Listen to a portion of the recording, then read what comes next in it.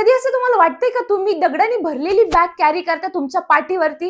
ओझं झालं असेल ना? बरोबर आहे. मला पण ओझं झालेलं आहे. हो, तुम्ही पण कॅरी करता आणि मी पण कॅरी करते. पण तुम्हाला प्रश्न पडला असेल की आता दगडाने भरलेली बॅग कोण कॅरी करणार आहे? दगडाने भरलेली बॅग म्हणजे राग, द्वेष, मत्सर, काळजी, टेन्शन, वरीज हे सगळे दगड आहे. आणि हे आपण कॅरी करतोय आपल्या लाईफमध्ये. एवढ्या सुंदर लाईफमध्ये आपण हे कॅरी करतोय आणि त्या ओझ्याखाली आपण दबून गेलेलो आहे. आपण लाईफ जगण्याचं विसरलोय लिटरली. नमस्कार मंडळी, मी मृणाल चौधरी तुमचं स्वागत करते एका आपल्या नवीन व्हिडिओमध्ये जोश के साथ. So I am sharing with you 8 powerful rules that can completely change your life. So rule number 1, ignore them. तर इग्नोर कोणाला करायचंय? इग्नोर अशा लोकांना करायचंय की जे निगेटिव्ह असतात, ज्यांच्या वाईब सुद्धा निगेटिव्ह असतात, अशा लोकांना इग्नोर करायचे. असे लोक पण आपल्या सानिध्यात असतात की जे आपली स्तुती करतात, पण स्तुती करताना काय म्हणतात, अरे वा तुला जॉब लागलाय, पण मला वाटलं नव्हतं तुला जॉब लागेल. तिथं सुद्धा ते क्रिटिसाइज करतात. अशा लोकांना इग्नोर करा आणि पुढे चला. आपल्याला काय करायचं आपल्या लाईफ मध्ये त्याच्यावरती फोकस करा, म्हणजे तुम्हाला काय पाहिजे ते तुम्ही अचीव करू शकतात. सो सगळ्यात सिंपल रूल आहे, इग्नोर देम. एक मंत्र आहे, इग्नोराय नमः.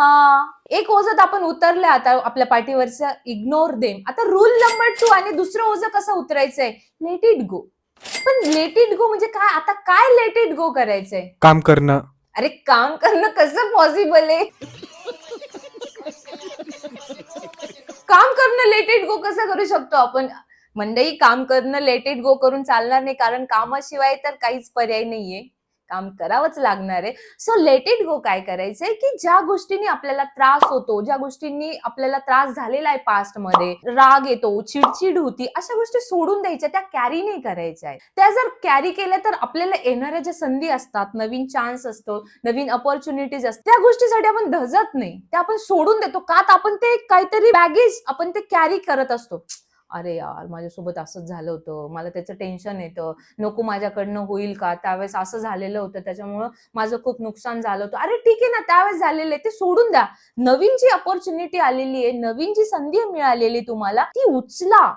जर तुम्ही लेट इट गो नाही केलं तर तुमची प्रेझेंट लाईफ आणि फ्युचर लाईफ पण खराब होईल, कारण ते ओझं आपल्याला कॅरी नाही करायचंय. रात गई बात गई, छोड देने का.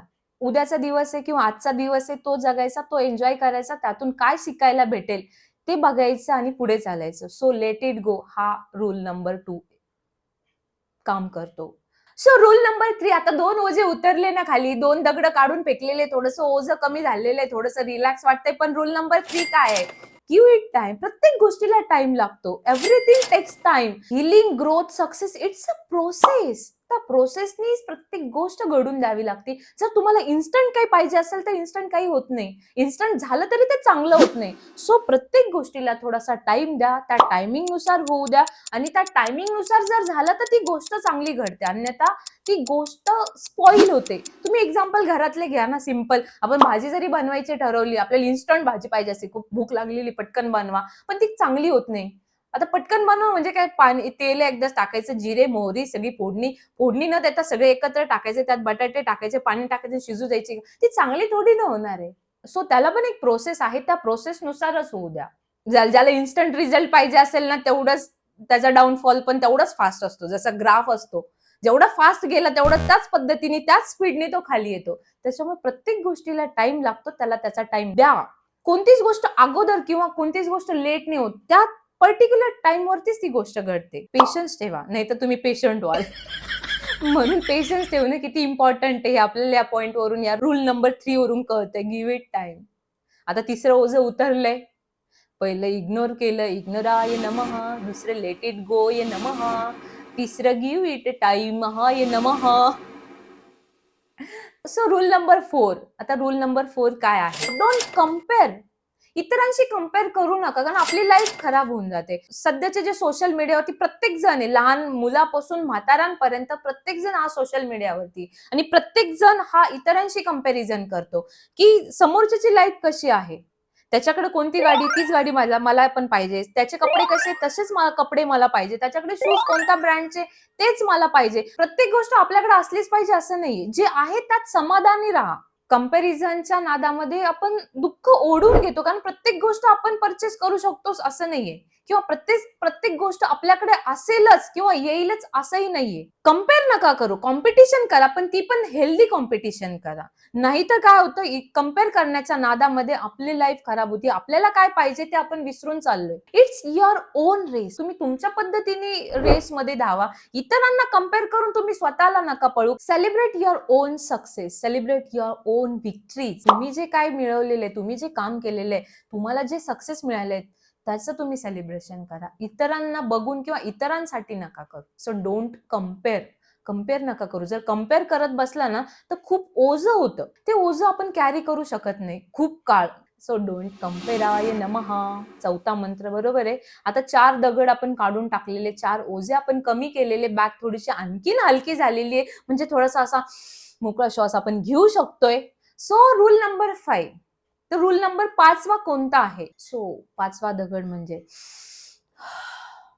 Stay calm. शांत राहा, निवांत राहा, पीसफुल राहा. कारण लाईफ आहे. ह्या लाईफ मध्ये वादळ येणारे, प्रॉब्लेम्स येणारे, अडचणी येणारे. त्या अडचणीला फेस करताना आपण जर अस्वस्थ असलो तर उपयोगच नाही, कारण ते प्रॉब्लेम सॉल्व्ह होणार नाही.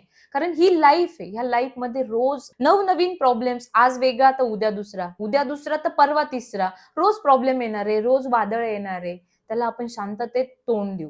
कारण त्या वादळांमुळे, त्या प्रॉब्लेम्समुळे आपण आपली लाईफ का खराब करायची? सो पीसफुली राहा, शांत राहा. याला एकच पर्याय. जर टेन्शन आलं किंवा प्रॉब्लेम्स आले, वादळ आले खूप मोठे, तर काय करायचंय? मोठा श्वास घ्या, दीर्घ श्वास घ्या.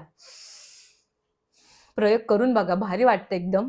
जर तुम्हाला खूपच टेन्शन आलं असेल, खूप बर्डन आलेलं असेल, खूप मोठे प्रॉब्लेम्स आलेले असतील, तर मेडिटेशन करा, बाहेर फ्रेंड सोबत फिरायला जा, वॉक करा, जिमला जा, एक्सरसाइज करा. तिथे थोडंसं तुम्हाला शांत वाटेल. आणि एकदा जर शांत वाटलं तर तुम्हाला ऑटोमॅटिक आयडिया सुचतात की आता जो प्रॉब्लेम आलेला आहे त्याला सोल्युशन कसं आणि काय फाइंड आउट करायचं. आता आपण 5वं ओझं पण उतरून टाकलेलं आहे. 5वा दगडही आपण काढून फेकलेला आहे. So rule number 6, change the plan. आता चेंज द प्लॅन म्हणजे काय? आता प्लॅन चेंज करायचा. खूप वेळेस आपण काय करतो, खूप गोष्टी आपण प्लॅनिंग करून चालतो, की ही गोष्ट अशी झाली पाहिजे, ती गोष्ट तशी झाली पाहिजे. पण लाईफ इज अनसर्टन. कधी काय होईल सांगता नाही येत. प्रत्येक गोष्ट प्लॅन प्रमाणेच होईल असंही नाहीये. जर प्लॅन सक्सेस नाही होते, प्लॅन वर्क करत नाहीये, तर प्लॅन चेंज करा. ए प्लॅन पेक्षा पण बी प्लॅन चांगला असेल किंवा त्यात काहीतरी चांगलं तुम्हाला मिळणार असेल, असंही असू शकतं. The detours lead to the most beautiful destination. So time waste नका करू, चिडचिड नका करू, तुमचा वेळ वाया नका घालू, प्लॅन चेंज करा. म्हणजे काय, खूप मोठं ओझं कमी होऊन जातं. सपोज एखादा बिझनेस असतो, तो त्या बिझनेसमध्ये नाही सक्सेस मिळत, खूप वर्षानुवर्ष तो त्याच्यात घालतोय, कष्ट करतोय, स्ट्रगल करतोय, प्रामाणिकपणे मेहनत करतोय, पण कधी कधी नाही होत एखादा बिझनेस सक्सेस. तर त्यांनी प्लॅन चेंज केला पाहिजे. मे बी ह्या प्लॅन पेक्षा दुसऱ्या प्लॅन मध्ये त्याला सक्सेस चांगलं मिळेल. Rule number 7, it's on you. म्हणजे तुम्हाला खुश राहायचे की तुम्हाला दुःखी राहायचे, याची जबाबदारी पूर्णतः तुमची, आणि याची चावी, याची किल्ली ही तुमच्याकडेच आहे. कारण लोक तुम्हाला येऊन खुश करणार नाही की बाबा ही घे चावी, आता खोल आणि आता तू खुश हो. हे घे, मी तुझ्यासाठी हे करतोय आणि आता तू खुश हो. कोणालाही कोणाचे काहीच पडलेलं नाही. इट्स युअर रिस्पॉन्सिबिलिटी की तुम्हाला खुश राहायचे की दुःखी राहायचे की काय करायचे, ही तुमची जबाबदारी आहे. Your happiness, your success, it's ultimately in your hands. कोणाच्याच हातात नाही. तुम्हाला तुमचं बुक, तुमचं लाईफ, तुमचं आयुष्य कसं रंगवायचे हे तुमच्या हातात आहे, लोकांच्या हातात नाही. किंवा कोणी येऊन तुमची लाईफ रंगवणार नाही. तुम्हाला तुमच्या पद्धतीने तुमची लाईफ जगायची आहे, क्रिएट करायची आहे. So it's completely on you. जर तुम्हाला दुःख पाहिजे ते तुमच्याचमुळे होणार आहे, जर तुम्हाला सुख पाहिजे ते तुमच्याचमुळे होणार आहे, तुम्हाला नाराज व्हायचे ते तुमच्याचमुळे, तुम्हाला सक्सेस व्हायचे हे पण तुमच्याचमुळे. म्हणजे तुम्हाला दुःख घ्यायचं की सुख घ्यायचे, की तुम्हाला सक्सेस मिळवायचंय का फेल व्हायचं, हे तुमच्याच हातात आहे. It's completely in your hand. So तुम्हाला ठरवायचं की आपल्याला काय करायचंय, कशी लाईफ रंगवायची, कसं आयुष्य जगायचंय, हे तुमच्या हातात आहे. किती सिंपल रूल आहे. It's on you. 7 ओझे आपण उतरून टाकलेले आपल्या पाठीवरून, आपल्या बॅग मधनं. आता फक्त एकच ओझं राहिलेलं आहे, एकच दगड बाकी आहे. माझ्या चेहऱ्यावरून तुम्हाला जाणवतच असेल की 8वा रूल कोणता आहे. Smile, keep smiling. हसायला पैसे लागतात का? हसायला पैसे नाही लागत आहे.